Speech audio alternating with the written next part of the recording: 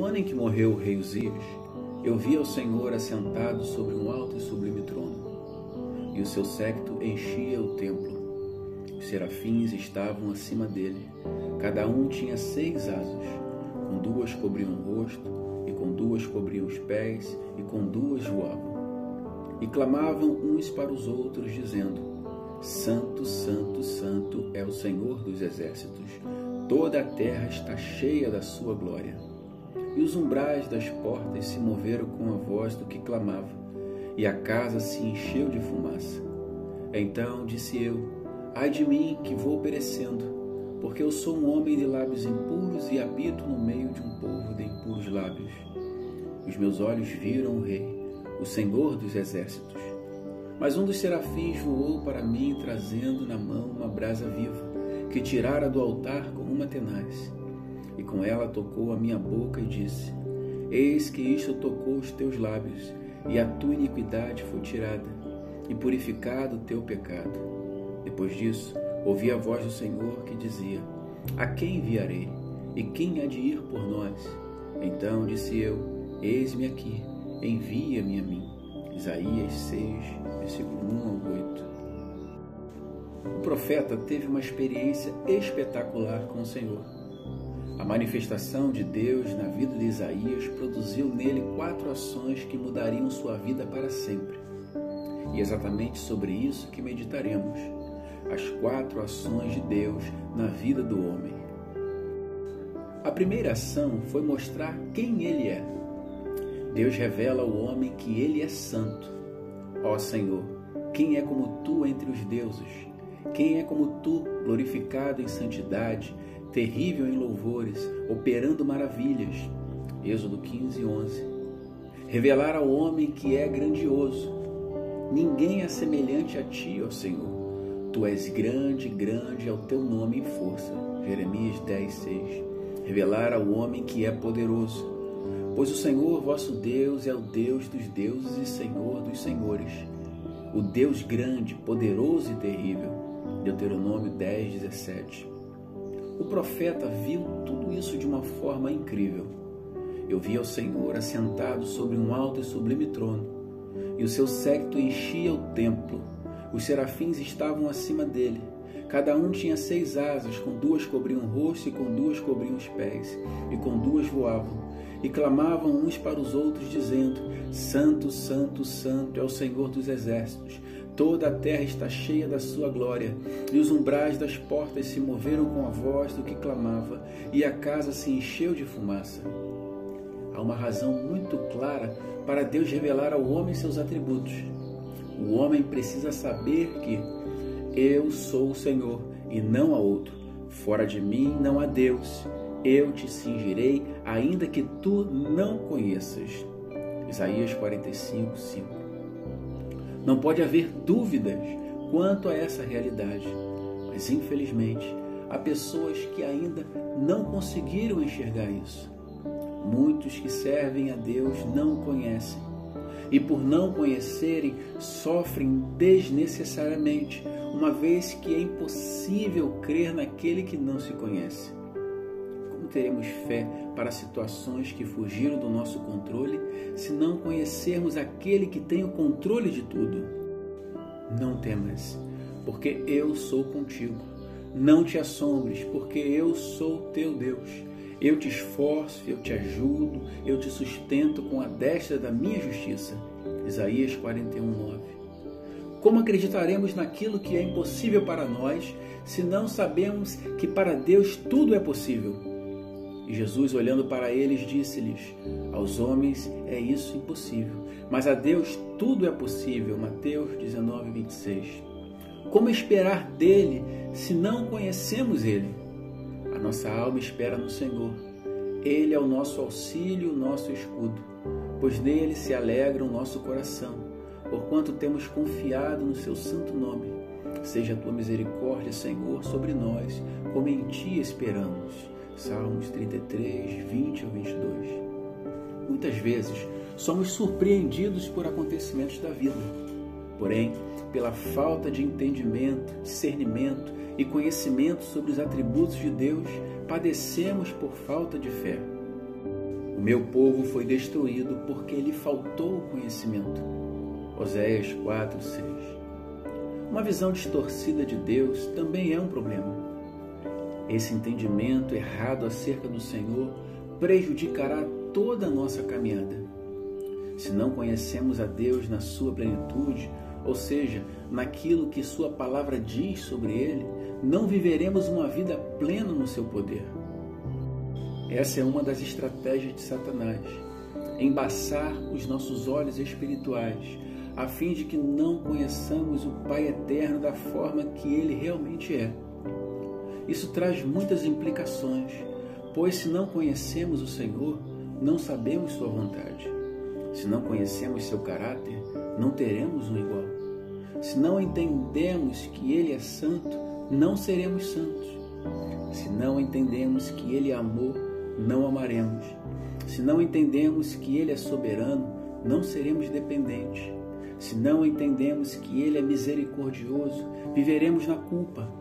Se não entendemos que Ele tem todo o poder, seremos incrédulos. Se não entendemos que Ele é glorioso, daremos glória a outro.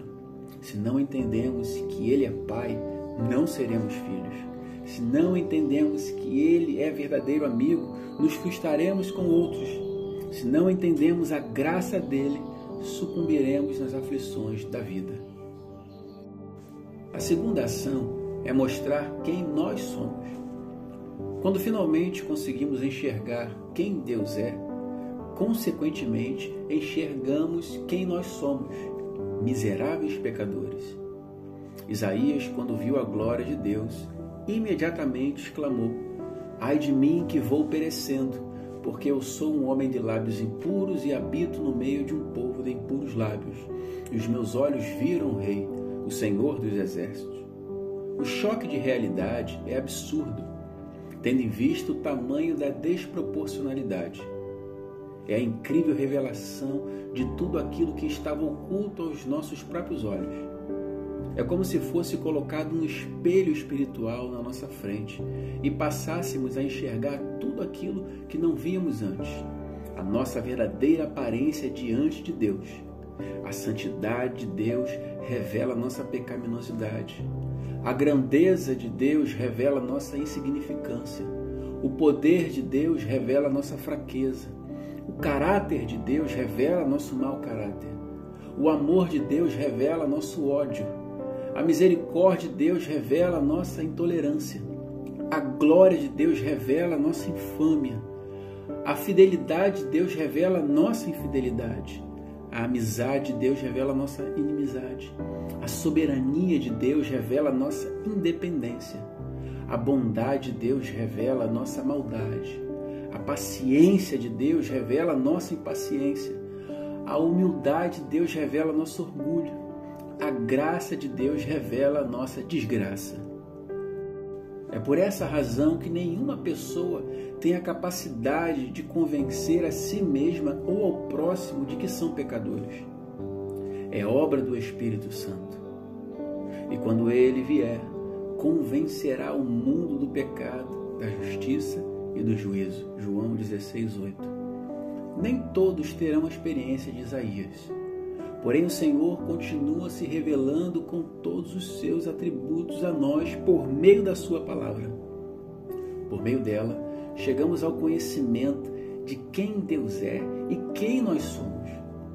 No livro de Atos dos Apóstolos, Pedro discursou sobre a palavra de Deus para milhares de pessoas. E no fim, aqueles ouvintes disseram: ouvindo eles isto, compungiram-se em seus corações e perguntaram a Pedro e aos demais apóstolos: que faremos, varões e irmãos?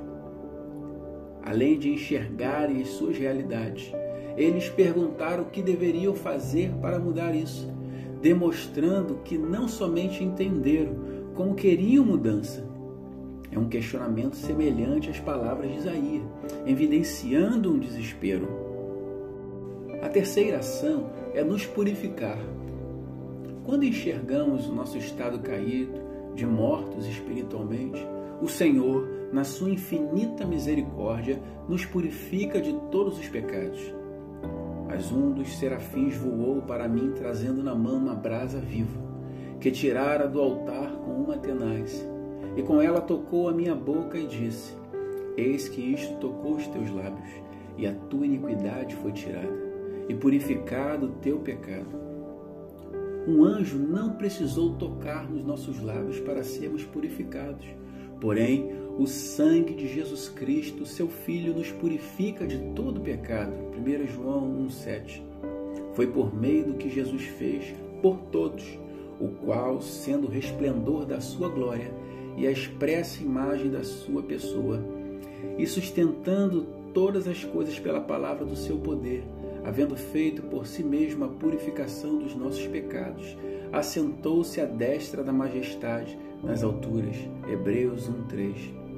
Pedro disse o seguinte aos que lhe perguntaram o que fazer: Arrependei-vos e cada um de vós seja batizado em nome de Jesus Cristo para perdão dos pecados, e recebereis o dom do Espírito Santo.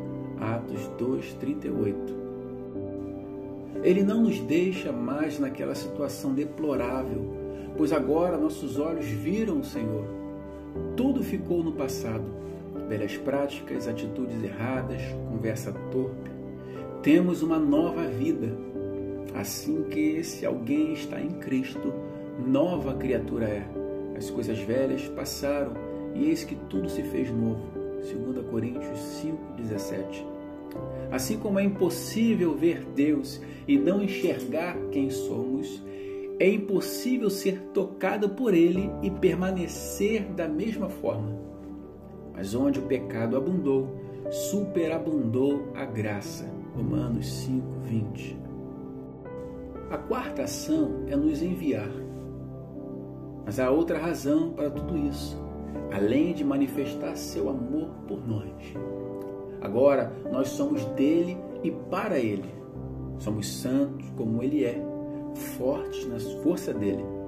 Possuímos o caráter dele, possuímos o amor dele, somos misericordiosos como ele, damos glória a ele, somos fiéis a ele, amigos dele, dependentes dele, bondosos como ele, pacientes como ele, humildes como ele.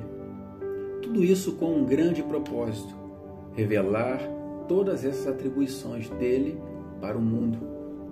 Depois das 3 primeiras experiências de Isaías, Deus disse: A quem enviarei e quem há de ir por nós? Isaías, depois de transformado, responde: Então disse eu: Eis-me aqui, envia-me a mim. Deus nos transformou para fazer com que seu nome seja revelado na vida de todos aqueles que estão como nós estávamos. Deus continuará se manifestando, porém nos escolheu para fazer isso. Se Deus está em nós, falará através de nós.